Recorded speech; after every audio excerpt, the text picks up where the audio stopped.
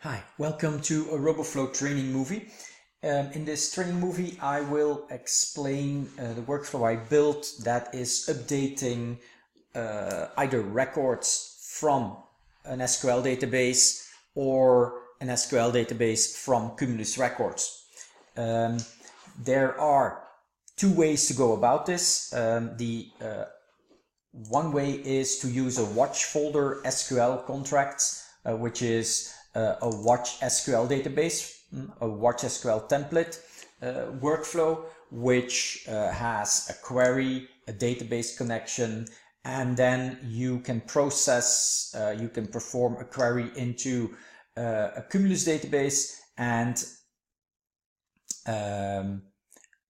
update accordingly. So update the SQL database or update the record. But this means that the starting point is an SQL query. So you would go into the SQL database, let's say every hour, every minute, every day, whatever, and then you would push from the SQL database data to a catalog. This is one way of doing it, but the most common way is the other way around. The most common way is to have a hot collection workflow, and the hot collection workflow launches a query. It launches a query against an SQL database, and as a result has some records. What I did is I added additional fields here, being the SQL connection, the JDBC driver. Of course, this is an example with MySQL, but this should be able to work with any type of SQL database as long as there's a JDBC driver for it and as long as it supports SQL. Mind you that if you're using this for the first time, you will have to install the JDBC driver, and you will have to add the JDBC driver to the wrapper conf of your installation. So the wrapper conf of your Roboflow installation, in the class path, you will have to add the path to the jars of your SQL driver that you're installing, and then you have to restart your Roboflow. If you're prepared that correctly, then from that point on you can use SQL in Cumulus and inside a workflow. Here I've set this up with the following scenario. In this workflow, you can you have a starting point in a catalog or multiple catalogs. Of course, as you know, with a hot collection you can specify multiple catalogs. It launches a query, and that query is whatever you like it to be. In this example, I prepared a simple example of status equals new, which means if we look, we will find at this point in my sample catalog, I will find two records. I have two records in my catalog, which you can see here, where the status is set to new. And so if I query this from Roboflow, I find those records. So that is nicely prepared. Then on the other side, I have a database, an SQL database, and in this SQL database, and first let me go here and copy this. In this SQL database, I also have records. The idea is I want to, in scenario one, for instance, I want to get information from an SQL database. In that case, in this scenario, you would leave the SQL insert empty. If you're just picking up information, then you would leave the SQL insert empty and the SQL update query empty. Then you would just have a select. What this does is it does a search, and in the elements of the SQL statement, you can use whatever scripting language Roboflow offers you. And one of the things is, of course, that you can pick up the information from a record. So if I run this, it will see that there's a select.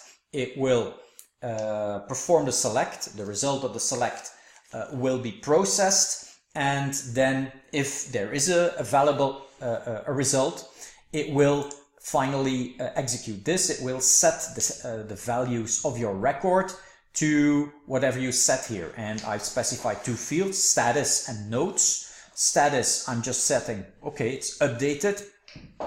And then I'm picking up the result from my select. And so I called internally in the script the result from the select, I called it select-result. And the result is, of course, an array of the columns that your query asks for. And so in this case, you would see that this query, this selected instruction asks for data 1, data 2, data 3. So my result set should have 3 columns, 1, 2, 3.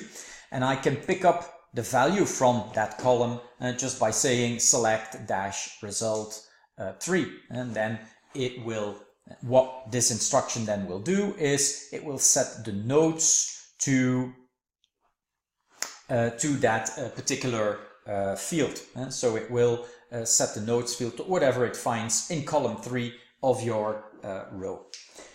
This workflow assumes that your result returns one row because we're going from a record and we're looking up information in your SQL database. So it's looking up information to get one row back. There is, of course, a scenario thinkable that maybe for that one record, you want to find several records in your SQL database and that you want to create a table field in your Cumulus record and fill it up with the lines that you find, the rows that are returned from your MySQL. That too is a scenario that is possible. But in this example, I'm doing just this one simple thing. I'm just doing that. Now you can test inside Roboflow your query. Unfortunately, you do have to copy paste your thing in here, and you have to type in this. This is a little shortcoming of the interface, but at least it lets you test. Maybe you put these aside in a text editor so you don't have to type them. So you can just copy paste them in. That avoids also syntax errors. So I'm just gonna, as an example, execute an SQL statement. Now I'm gonna remove this because you cannot have dynamic or script elements in there that still need to be evaluated because we're not connected to the database, we're not executing anything, and we're just performing a flat SQL statement. So it can also not have too many variable things in there. So if I execute this, I'm finding that I have already 2 records in there. 2 records, and if I looked at my query, which I will use, I'm actually expecting in T data 1 actually the name of the file, the name of the record, which is empty. So there are records in my table, but if I'm going to execute this query, it's not going to give me much of a result. So let me show you.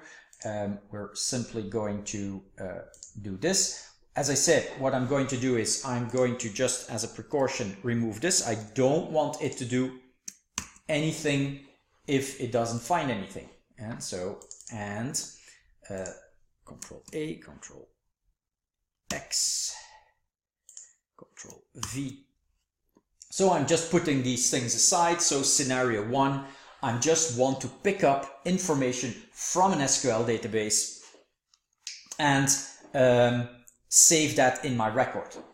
I have here 2 scenarios. I have a scenario for the update. That is the case when it finds something. And I have here a scenario when it finds nothing. Now the scenario for it finds nothing, in this case doesn't set a value. And this is looking for if I was able to perform an SQL update. If I found results in my select, then I'm okay, then I'm executing this. And in case I did an insert, so I wrote into the database, then too I do an insert, then I write this information into my Cumulus record. And so there is no field value set in case there is no result. So I'm saving this and I'm going to execute my query, my workflow. I say start.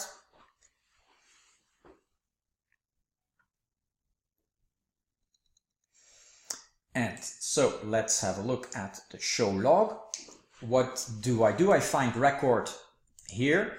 This is the query I'm performing, and it says the result I had 0 records found. Again, you can build in your workflow whatever you want. If I find 0 records, I want to send somebody an email or anything. This is just simple, plain simple notification. Then what we're gonna do now is we're gonna say, okay, in case you don't find anything, well, then I am going to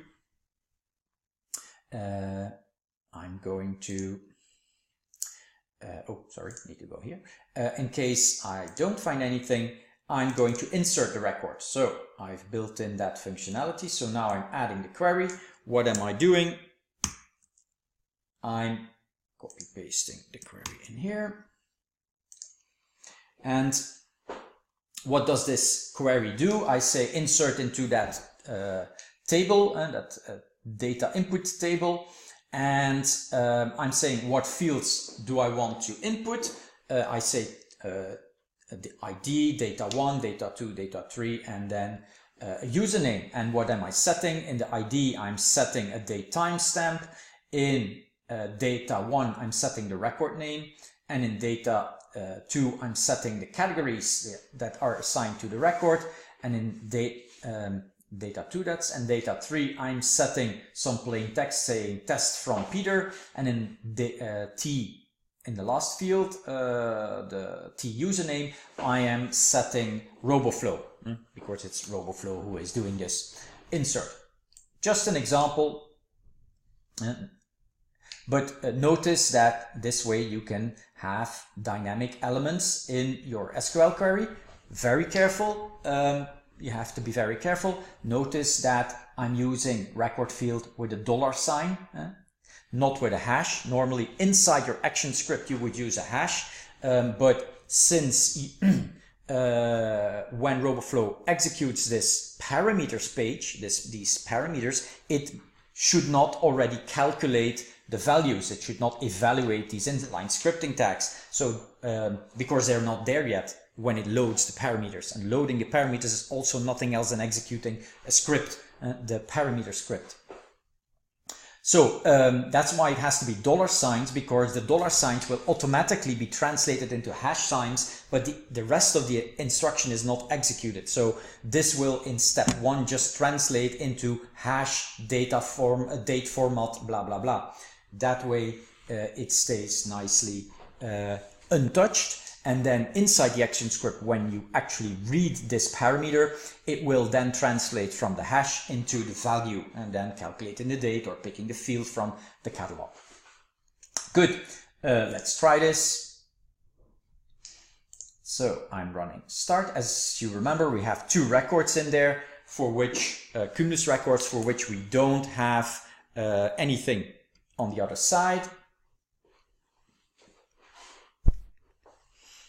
So if we take a look at the log, we will see that it has found 0 records with the query. So it decides to do an insert, and there's the insert instruction. And then the insert result, this is something I will change in the workflow. If the result is 0, 0 actually means successful in terms of an insert. And so that's why it gives here 0 records added. I will change that in the workflow that it says successful instead of 0 records added. But you can see that it nicely executed. And if you have any doubts, you can always go inside your workflow or some other way with an SQL tool. But you can now just open this and go and test this. In the meantime, I did copy that in a text editor. So here we go, and we can simply get we can simply get everything here. So I can say T underscore ID, and we also had T underscore username.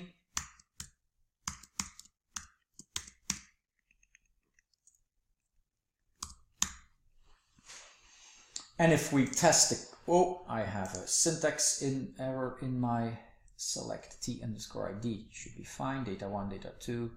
Maybe T username is spelled differently, so let's leave it out for now. Test, no. Okay. Oh, I'm sorry. It's the where that control Z, and it's of course the where that I need to remove. Tests, and there we go. So you see that it has added these two entries with the categories attached, etc., etc. Test from Peter and Roboflow. And so very simple scenario that worked pretty well. So now we can turn to the update. So imagine that you want to push information to your SQL database, or in case you picked up information from your SQL database with your select, you could push back something. So you could say what I'm doing here is I'm, in case that I do find the record, I'm setting the second field to categories. T underscore data 2 equals categories. This is an option. This you can set as many fields as you like, of course, but this is just one simple example. So I will, maybe we should, maybe I'm putting this to notes. Let me put this to notes. Then we can see if we go back into the database that actually something did change. And so I'm just picking up a different field, or I could just assign some more. I could just assign some more categories to it in the record, so that that we can see the difference and that we know that it was updated. I need to go to my Cumulus database, and of course in my Cumulus database I need to add some status, set the status back to new, and also assign some new category, so we can see that these guys were assigned. These SIP is already in there, so maybe I have my sample. Okay, you see, so my sample is something that it was not assigned to these records, so I'm adding this, and so now these two records will be executed. I say start.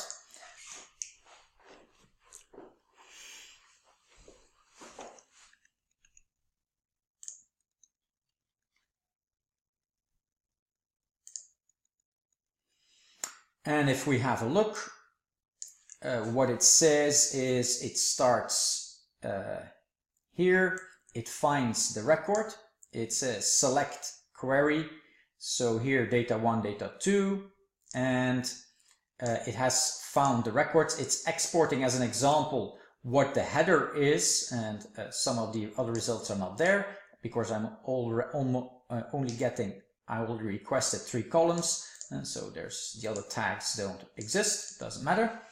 But then as a result, I see that I'm getting here airplane SIP.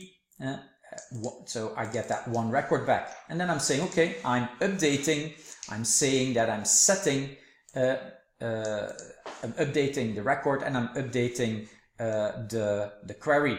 And then as a result, you can see in the data here in the catalog that it is updated. And so, and then it has written back to the SQL database here. You can see that now also the values are from, this is the result from the select query, but in the update query, it is setting then data 2 to my sample and all the rest, but my sample was the one I added at last.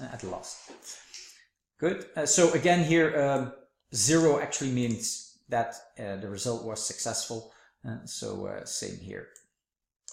So I'll update that in the workflow, but other than that, very straightforward, very simple workflow that sets everything as you would expect it to set. You can use scenario to pick up values from Roboflow, or you can set values, sorry, not for Roboflow, from Cumulus, or you can set values from Cumulus to SQL. So both directions work in this workflow at the same time or independently of one another. If you're saying, okay, I just have new records and I don't want to check into the SQL database if it exists, I don't want to do an update, I just want to do an insert, then you leave the select and the update empty and you will have exactly that result. Okay, so thank you for joining this training movie. I hope this is helpful for you, and I see you in another one. Bye.